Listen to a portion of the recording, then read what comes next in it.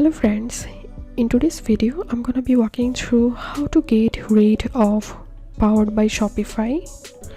But before getting started this video, make sure to subscribe about 1 minute. So first of all, click on online store and make sure you are in theme section and click on actions. Scroll down and select edit languages, and in this search box search here Powered,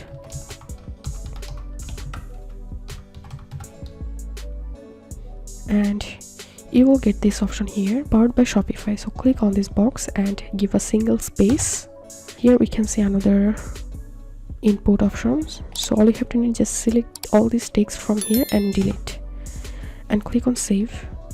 And now I'm going to preview my website, and here you can see Powered by Shopify text has been deleted.